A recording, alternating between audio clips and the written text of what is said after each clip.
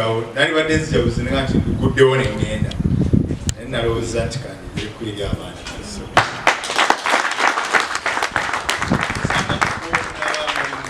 Bakwata ebigambo byagamba emyaka 2 ndidda wano ng'omu yejje.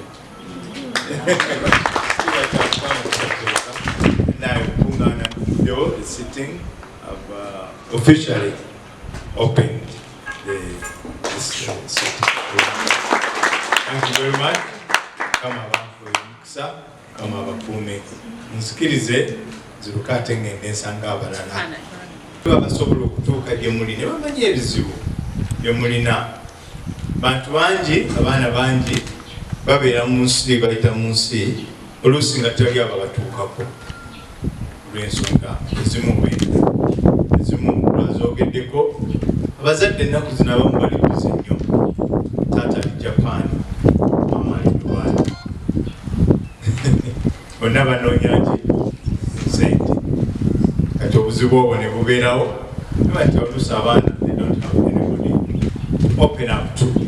So I hope that, and I'm very sure that through this kind of organizations we can be able to reach out to the youth and talk to them and give them hope of life. Last term, yes, P6, I'm getting on P7. I'm reading my first shoe. And I can tell you, I'll share this with you. My first shoe, I admire it so much. Bamba sente, sirinja satu mwendani. 39 shillings. And the first week, Ntambula went. Sagala ngatulange ekoleki ekwerere. That's where I have come from. And I've made it to a journal in the UP.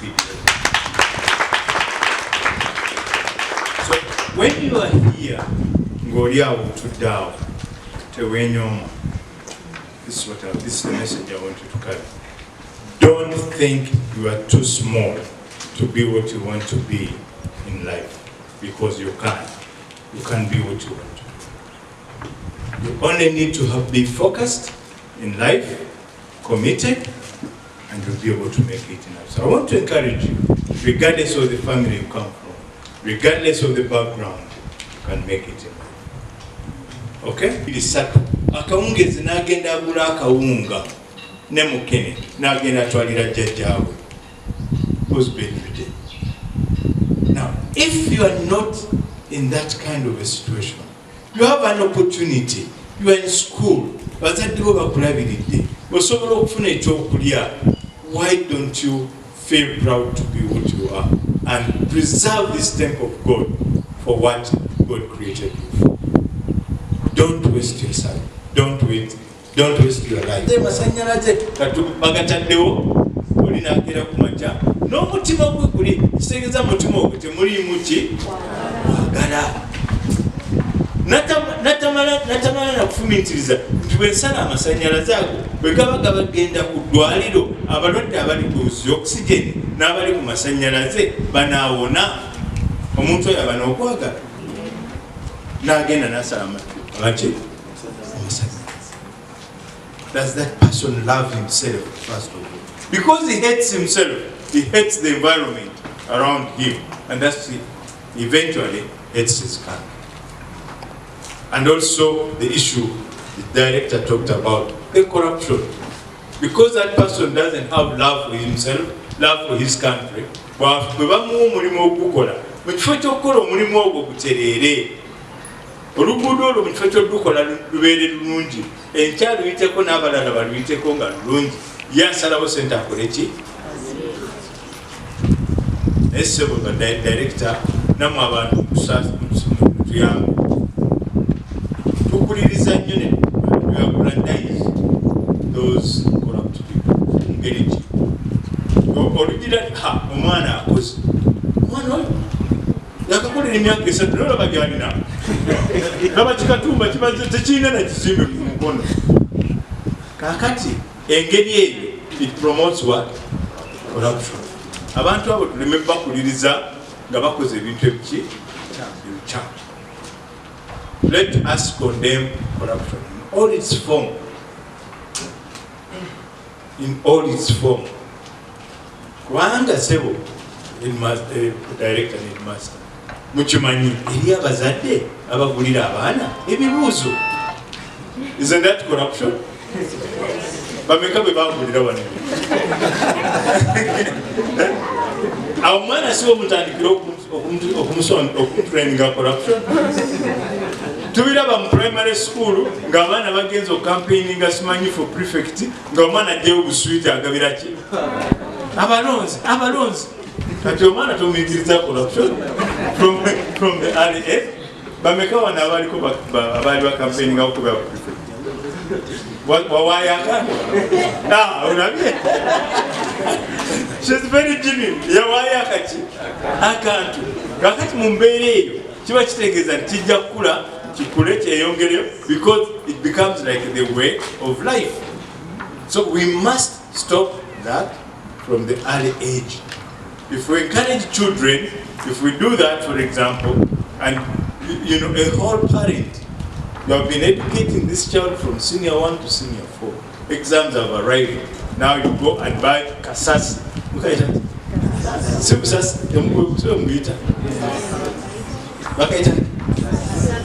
Kasasi. Kakati akasasi ako. Omwana kiba kitegeeza nti omuyisiza mu kaki mu kamooli. That's how corruption. So let's fight that from every angle. We condemn it, but we don't also promote it. Indooze bewaffe ebintu byagaana ne bw'okola otya tegenda kubeera na degree ewaffe byagaana niye abikugamba nti byagaana. That's your attitude. You have that attitude into you can't make it in life. That's what I told you from the beginning, that believe in yourself. Believe that it's possible. Sit there and believe tomorrow you can be a general like me, that you can be a colonel like C.O.U, that you can be a reverend, you can be a headmaster. Believe in yourself. Have that attitude, positive attitude, that it's possible.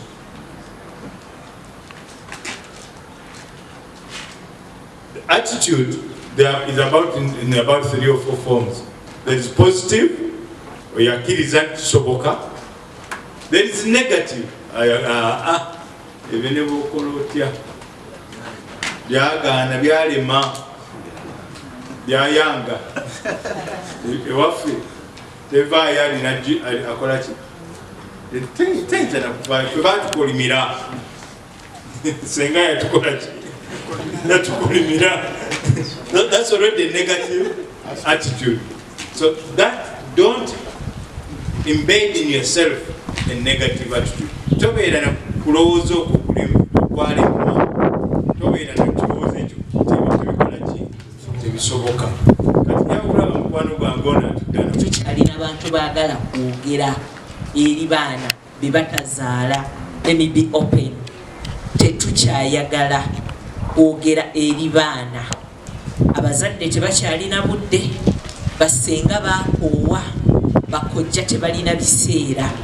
Awaka bamaidi be bakolanga bamaama, be bakolanga basenga. Naye bw'ofunayo omukulembeze ali ku level eya geno ng'ate minisita n'akufisiza essaawa nnamba n'ekitundu, mukwano n'ayogerako naawe nga tolina nakyo omuyita gwani mwesuneko. Olwaleero abamu temubira bamugamba bayogera batayogera y'amanyi. Nze future yange dadi yagirina, sente n'emmotoka zaalina byonna byange. After all ndi mulenzi omu, ebyo byonna byakumala ki biseera. Ekintu ky'olina okugenda nakyo, buli muntu ng'ayogera naawe, buli musomesa ng'ayingidde mu class, oba ali mu ngato egudde olubege, oba asibye enviiri, maama oze yasiba asiba edda ze walaba alaba edda, oba ayambadde empale etakyaliko, oba ajjidde mu kamotoka kafaanana katya, attitude ng'akusomesa ebeere positive. Buli kyoyagala kyonna ojja kifuna. Jeno tulina obuzibu nti tubeera n'abaana bano nga bawummudde akaseera katono. Naye akaseera ako akatono koonyumyako nabo owulira nti tulina obuzibu ng'eggwanga tukyalina okwogera ennyo. Ebintu bye bayogera mwana wange bifaanagana abaana baffe bonna. Gwe ne bw'oba owaayo obudde omubuulirira ne bw'oba okola otya ye alaba tica nga mami bw'amulaba nga ddadi bw'amulaba awaka, because abazadde bakuze tebabuuliriddwa ne bazaala abaana. Kati n'abaana tebabuuliriddwa, kati babeera kubasomesa, babeera ku bantu, talina gwawa kitiibwa, talina gwalowooza nti oyo alimu omugaso. Naye mmwe muli ba mukisa, muli batono, naye Generali Mulamba yasituse, Minisita Mulamba yasituse, ayogedde nammwe. Nsaba mukitwale in good faith. Ebigambo ebyo byokka byabagambye singa bye munaakozesa n'obiremerako ogenda kuba muwanguzi. Gye bulijja after some 25 years tujja kuddamu tutuule wano nga yeggwe Geno ow'omulembe ogwo ayogera n'abaana abali mu myaka gye mukola ki gye mulimu.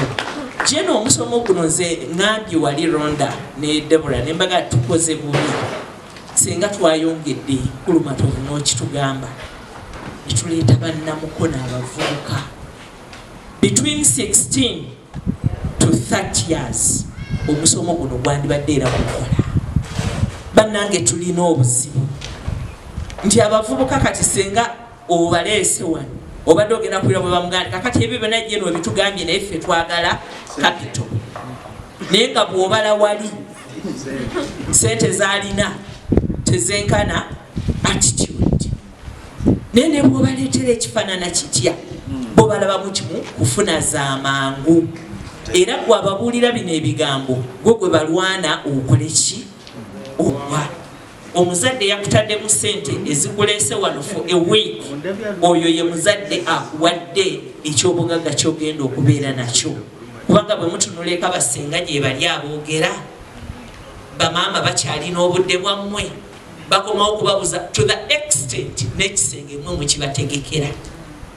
Era agenda koma akubuze Rose wategese ekisenge kyange, mwafumbye emmere ekyekyeggullo, amasepiki enkya mugakuuteko. Naye tayinza nakugamba nti bakwate evvu ne bakuute sepiki, tayinza kugamba nti oluwawu lukuute sepiki, tayinza kugamba nti omusenyu gukuute sepiki, tayinza kugamba nti omuwala atambula bw'ati oba yeeyisa bw'ati. Byonna Geno yakuwadde full package. N'olwekyo kano bitukwebaza nga tija ng'omuntu akuzeemuko mu myaka, tulwanyise enguzi mu ggwanga.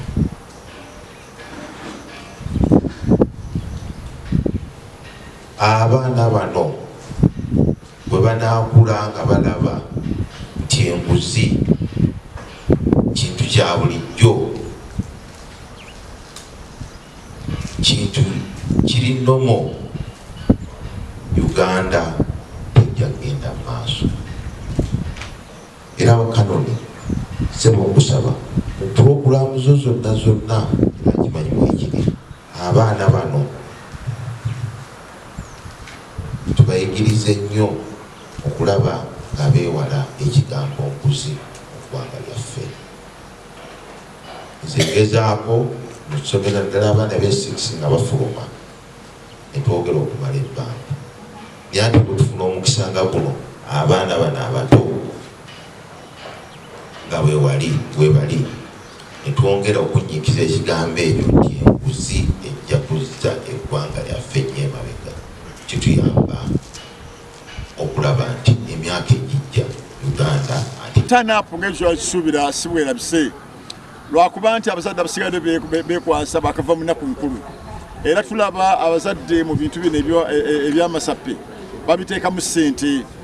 Kaakati waliwo kino stampede oba ekyekange ekyagudde ku Freedom Square nti mwafiiriddemu n'omwana ow'emyaka 9, mwafiire kwegamba n'olaba naye nga abaana omwana emyaka 9 okumutwala eyo kyabadde kya ssente nnyingi. N'ebintu bino ebizimba abaana baabwe abazadde bagamba nti bya ssente nnyingi, naye omuzadde ne munaateeka ssente nnyingi mu baana naye nga temubateeseteese, ssente ezo zonna zijja kugwa ttoggo. Tubakulira omulanga bwe muwulira emisomo gyonna egiteekateeka okwogera eri abaana bammwe, mubateekemu mubatwale, kubanga abazadde abasinga tebakyasobola kwogera eri baana baabwe babazingako dda babasalako dda abaana abazadde abaana beboogera waka nolwekyo ffe tusobola okwogera eri abaana bammwe abaana b'eggwanga kubanga tuzze nga Positive Life Care Consult okukola omulimu guno n'okwegatta ku bazadde bannaffe. Si mu kiseera kino kyokka naye ne bwe babeera ku masomero ng'atuyita tujje twogereko nabo. Abaana baffe tubatwala era abantu bangi boogera nti bali mu mulembe omwonoonefu, naye wakati mu mulembe guno omwonoonefu twagala tufunemu ate abanaatwala eggwanga lyaffe, abanaatwala obwakabaka mu maaso, bo nga balina empisa ez'enjawulo era ezisaanidde. Tukizudde yonna gye tutambulira nti abaana baffe newankubadde baagala okuyiga, abo abandi badde babayigiriza ate tebalina budde bwabwe be bazadde. Abazadde tukola nnyo, twagala nnyo okubanoonyeza ensimbi, naye waliwo kye tutasobola kugeraageranya ku mwana waffe ayonoonese.